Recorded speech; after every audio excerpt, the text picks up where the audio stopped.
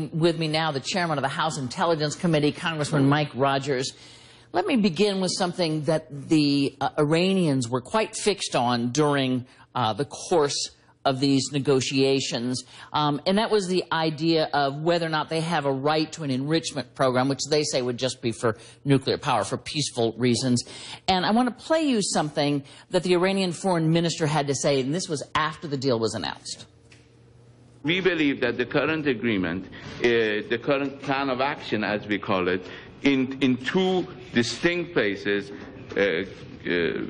has a very clear reference to the fact that Iranian enrichment program will continue and will be a part of any agreement, now and in the future. Whoa. Now, I must say that the Secretary of State said, now, people are going to tell you that there's, written in here the right to enrichment, and there isn't. So already they disagree on what the agreement said, which is kind of the point, I guess, of... We have just rewarded very bad and dangerous behavior. So think about what this agreement does. It says you can continue to enrich. That's what the Iranians believe. And they have made no changes in the development of their nuclear weapon program, and I can tell you that with a high degree of certainty. So here is the leading nation-state of terror who tried to commit a political assassination right here in Washington, D.C., they believe, have contributed to the deaths of hundreds of U.S. soldiers in Iraq and Afghanistan, who continues to be the main driver between the incredible brutality that's happening in Syria, very active around the world with other political assassination attempts. And what have we done? We've taken away the one thing. We've given them just enough breathing room, the one thing that brought them to the table. What's worried about that is bipartisan opposition in Congress, very strong bipartisan opposition to the deal. Our Arab League partners don't like the deal. Israel doesn't like the deal. And we may have just encouraged more violence in the future than we have stopped. That's why I hope we reconsider where we're at, certainly in 6 months. Well, you're right, because the deal is there, and there's not much Congress can do at this particular point because it's a deal. I think the question, though, is that they are freezing much of their program, at any rate. They are, if we are to believe this plan, allowing unprecedented access to at least some of its reactor sites, et cetera, et cetera. And I want to play you something that John Kerry said in advance of the criticism he knew was coming. Mm-hmm. Finally,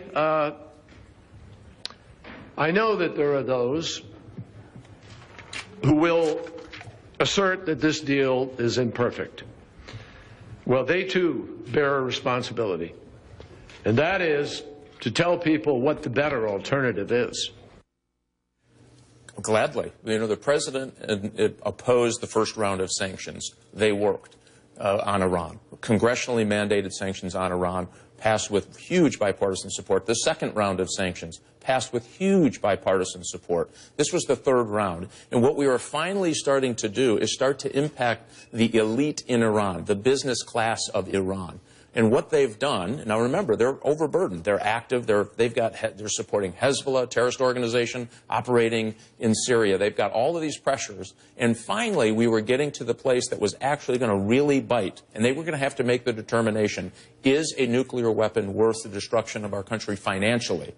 What they have just done is stopped this second round. And what's frustrating to me about this, Candy, is they spent the last month lobbying Congress not about what the deal would be or wouldn't be, but please don't do another round of sanctions. That tells me they don't understand what capabilities they have now and what they're seeking to do, and that's dangerous. Well, and others have said, look, there are experts who say there was only so far you could go with the sanctions before you just push them into making a nuclear weapon. But beyond that, we are where we are, Mr. Chairman. There is a deal in place. There is an agreement, however heinous the past has been about Iran.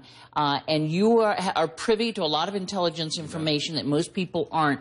What's the real Iran today that we've made an agreement with? Well, it is a very dangerous place that has the sheer determination. And here's what we need to understand. So the rhetoric coming out of, and even what I heard with the Secretary recently, this is a bipartisan effort here in opposition. So they went into the deal without Congress really being fully supportive, without our Arab League partners being fully supportive, without Israel being fully supportive. That tells you that somebody's not paying attention. And I would argue that's probably the folks who wanted a deal. Why now? Why release that pressure now? Iran has not changed.